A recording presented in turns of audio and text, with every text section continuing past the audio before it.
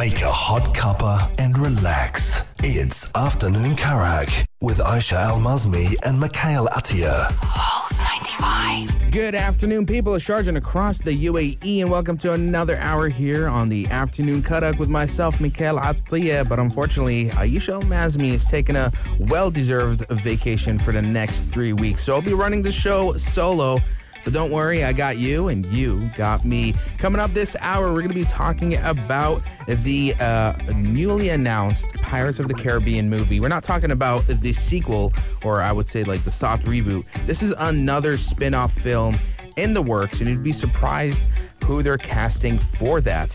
As well as Netflix has released sort of like a glimpse, a sneak peek of what we can expect from the highly anticipated Cuphead TV series. So I got all the details and much more right here on the Afternoon Karak. Be sure to stay tuned. As well as, I never got the chance to talk about it, Microsoft's sudden shutdown of their live stream platform Mixer and how it affected all of the people that got involved in that platform. I'll be talking in more detail all about that. And I want to hear from you guys. Text me 4215. It's Salat or Do. Would love to hear from you. We're going to be taking a bit of a break, but coming up next, that Pirates of the Caribbean movie. Let's talk about it right here on the Afternoon Karak. Pulse 95. It's been a while since we discovered that Disney is working on a Pirates of the Caribbean soft reboot sequel. And one theory we actually had on the show here is, will Johnny Depp return for his role as Jack Sparrow in the film? Will it even focus on him, or will it be a new story that somewhat connects back to the 4 movies? Actually, is it 4? It's 5 movies at this point. I mean, Pirates of the Caribbean, I feel it has suffered from franchise fatigue. There's so many movies at this point.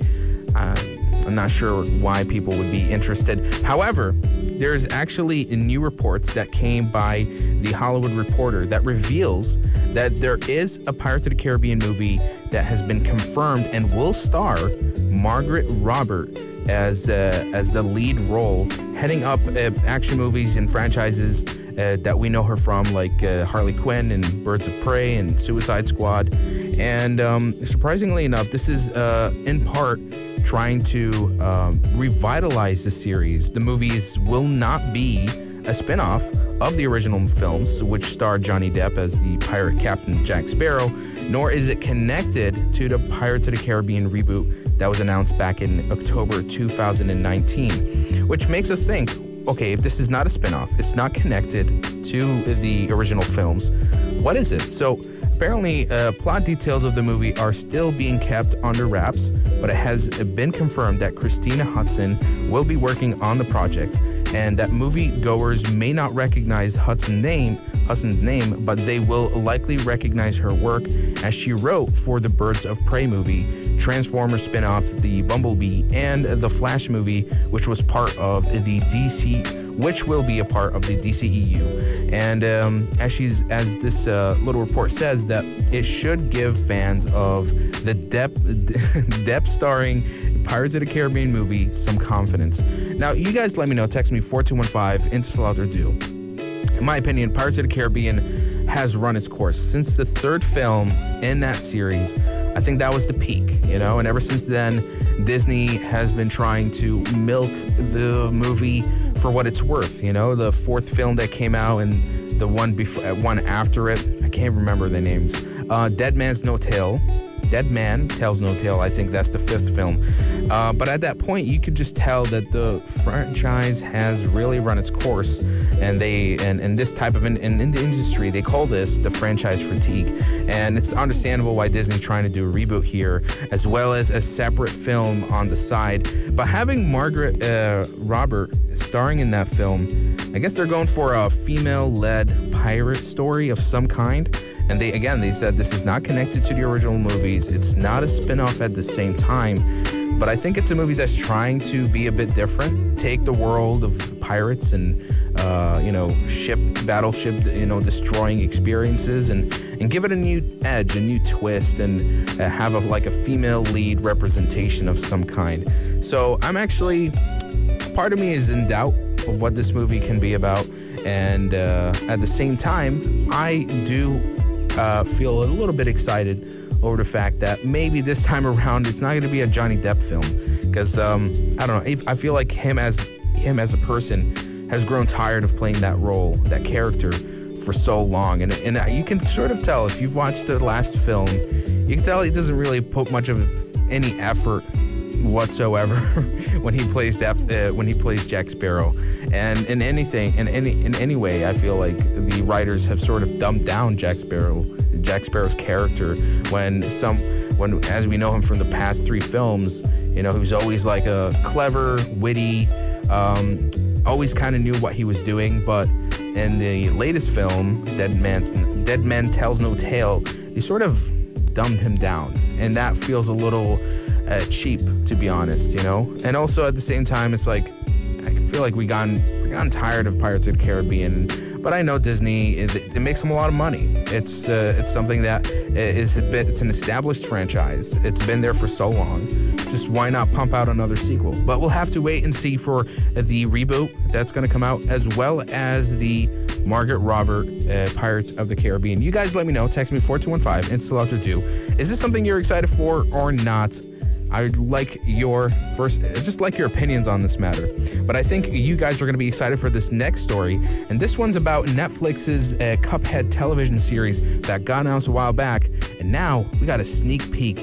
So be sure to tune in here to the Afternoon Karak. I'll be sharing some of the details of what we've seen and much more. So stay tuned. Pulse 95. Pulse 95. Hello and welcome back to the Afternoon Karak. And right before the break, I was talking about the female-led Pirates of the Caribbean movie, not a spinoff and not connected to the Pirates of the Caribbean original films, starring Margaret Robert. And that's a very interesting decision made by Disney. I guess it's a way of diversifying the franchise and revitalizing it, because Pirates of the Caribbean does suffer from franchise fatigue. But one franchise we can't get enough of, honestly, is Cuphead. And it was a while back that Netflix actually just announced that they were working on animated series exclusively on their platform for Cuphead. And to anyone who doesn't know what Cuphead is, it's a very beloved indie 2D platformer game that came out exclusively on the Xbox as well as on PC. But it really was almost like a success story about these two guys who loved animation, who loved video games, and really wanted to make something that was very unique, especially with the utilization of 2D, hand-drawn, traditional 1930s art style, but in a video game. And it's become nothing short of a success for them, because Cuphead is renowned for being one of the best indie games out there, also very challenging. And so now we actually got some reveals from Netflix themselves. They've revealed the first footage of their upcoming animated series based on the studio's MDHR's side-scrolling 2D platformer Cuphead. The show will simply be called The Cuphead Show, and it's going to bring to life the world of Cuphead with that iconic traditional pen and paper hand-drawn animation, the 1930s. If you've ever watched any of the really old like Disney cartoons, we're talking like 30s, 20s. There was a certain, I would say, style back then. Like everything, the animation felt a little more bouncier, a little more livelier compared to how we do it now. So that's what Cuphead always, in terms of its style, tries to implement. And in the teaser that was released by Netflix earlier this week, they showed some of the production staff, such as executive producers Dave Wasson and CJ Kettler, who briefly discussed the show's production while also showing little short clips of animation and storyboards that they've been working on, and just giving viewers an impression of how the show will be animated compared to the video game. And there is, I would say, a slight difference, but it's still, in terms of its essence and how it stays true to the style and the look and feel of Cuphead, it's still really, it's almost like uncanny. There's no difference at all and it's going to be I mean, just by looking at some of the footage, it really is going to look absolutely fantastic. And I really recommend people to go to Microsoft and Netflix's Twitter to check it out, because you can't find that on YouTube. It's only on their Twitter, and it's just brief moments of what the animation looks like, as well as still images and storyboards, and it really looks absolutely great. If you've ever played Cuphead and you're a fan of that series, we're still waiting for the DLC, of course, but if you're a fan of the games, I know you're going to be a huge fan of the animated series. And this one's it's a special case, because, you know, these two guys who worked on this game, you know, I can't remember their names, but when they worked on this game, they really wanted to create something that was different, that was unique, that was really, you know, a time of old, a certain craft of old brought into the modern age. And Cuphead is that in so many ways. And now to get an animated series is phenomenal. And it's like a success story that's just getting more successful. And I can't wait for any more updates. We don't know when this is going to be released, but for now, guys, you can enjoy the Cuphead video game that's already out on Xbox. It's out on Nintendo Switch, as well as PC. Unfortunately, not on PlayStation. It's just one of those weird licensing issue, but it's okay. Until then, until we expect any more updates on the Cuphead series, as well as the DLC. I know a few fans out there are like, okay, you guys announced it back in E3 2018, and it's been a while now. Don't worry, I think in good time. But until then, we're all super excited for Cuphead to come out on Netflix. I want to hear from you guys. Text me 4215 Instalots or do. What's your opinion on this? Are you excited? Are you a fan? Okay, here's my question. Have you actually finished Cuphead? Because I'll admit, that game was really tough for me, and I was never able to finish it. But you guys let me know right here on the Afternoon Cut. Coming up next, I'm going to be talking about Microsoft and their sudden shutdown of their live streaming platform, Mixer. So stay tuned.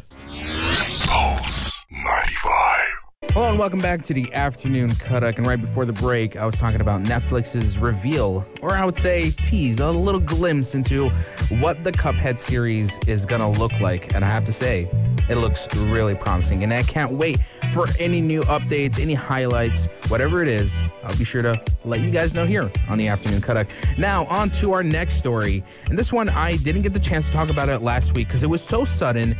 And by the time that we wanted to report about it, it was the weekend. But here we go. Microsoft, out of nowhere, just shut down their multi-million live stream platform, Mixer. And, you know, Mixer was sort of, you know, making rounds. People were like, whoa, this is, I guess, Microsoft's competitor towards YouTube and Twitch. And they're pouring millions of dollars into it. They really wanted to be the next big live stream, platform for people to use, you know, and their vision was not just like something to compete with Twitch, but they were looking into getting millions of people into it. And they signed all sorts of contracts with big name streamers. One that we know is Ninja, and like it was like a big deal. It was like even a marketing ploy that when he went into Mixer, they made like a video and they're like, yo, Ninja's going to Mixer, you know, he's no longer going to be for Twitch.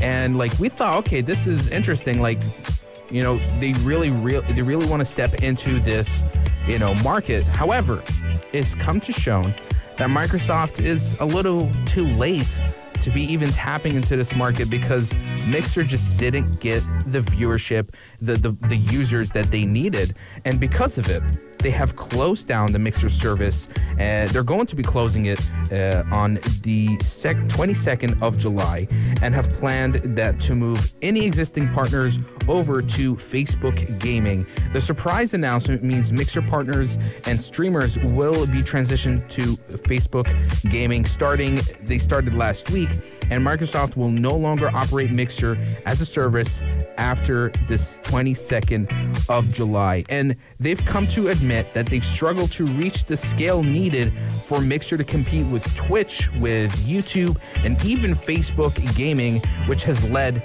to that decision. And so Phil Spencer, the head of Microsoft, has said that we really started pretty far behind in terms of where Mixer's monthly active viewers were compared to some of the big players out there. And because of this, they think that the Mixer community is going to benefit from the broad audience that Facebook Gaming has through their properties and the abilities to reach gamers in a very seamless way through the social platform Facebook has. And, you know, one of the things that they really wanted to push eventually on Mixer was their cloud gaming, their cloud streaming technology, xCloud.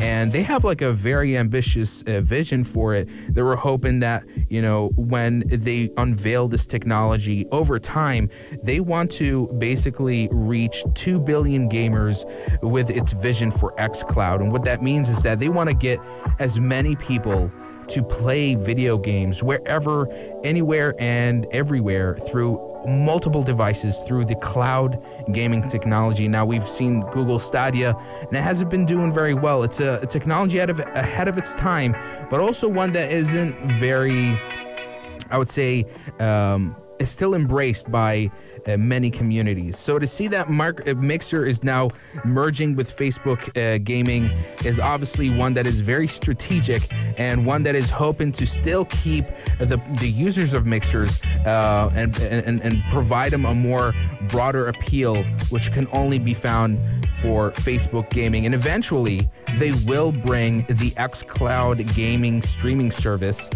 onto Facebook streaming. So we'll have to wait and see and get updates on that. But it's a real shame, you know. It's just it's something similar to, let's say that out of nowhere, I'm trying to compare it here. Let's say out of nowhere, the company Blockbuster just comes out with a streaming service and tries to compete with Netflix. It's a little too late for that, because, you know, Netflix has established itself as one of the big streaming platforms out there, and it's almost like the same thing here when it comes to, you know, live streaming platforms such as Twitch, such as YouTube, and Facebook. And it didn't work out. It's just one of those things. A lot of millions of dollars spent, and you know, it's a little dent in Microsoft's little asset. But it's interesting to see that something that could have been, should have been, just didn't work out. Text me 4215, it's Slot or Do. Would love to hear from you. Have you been using Mixer? Are you still using it? How is it compared to Twitch and YouTube? Like, personally, if you've ever tried it, I'd love to hear from you guys, your personal opinions. So be sure to share it right here on the Afternoon Cutuck. I'm going to take a bit of a break, but coming up next, we got the final suggestion for the hour. So stay tuned. It's almost 5 p.m. That was Afternoon Karak. For dessert, Aisha and Mikhail suggest... Oh man, it's that time of the hour that I have to bid my farewell and wish you guys a good day. But before we leave, the best time of the hour is this time, because we love to leave you guys with the final suggestion. And this time, I'm going to be suggesting something that, you know, out of my personal experience, you know, when you learn from your mistakes, you oughta undo those mistakes. And one of them is, a long time ago, I used to have to renew my cars. And whenever you do inspections, they always look for any problems or issues. And I had an issue with my headlight. So there was one of the headlights, I think the right side, it had it just wouldn't light up. So I had to go replace it. And then I went back to the inspection again. And what happened again? The left headlight was busted. So I had to go again and replace it. So my suggestion is that when you notice one of your headlights has burnt out, replace both of them so that, you know, you have... It's just like a logic thing, because I come to realize if one headlight breaks, another one is gonna break soon after. So just replace both of them and you're good to go, and it'll save you a lot of time, it'll save you a lot of money, and it'll save you a lot of headache. And I hope you guys take that suggestion to heart. Maybe even you're trying to renew your car sometime this week, so be sure to do it. Take advantage of doing it online while you still can. But guys, the time is up here, the sun is setting, but the fun continues with Yellow Home, Anna Schofield, and Big House from 5 till 8. And don't worry, I'm going to be back here again, same time, same vibes, only here on Pulse 95.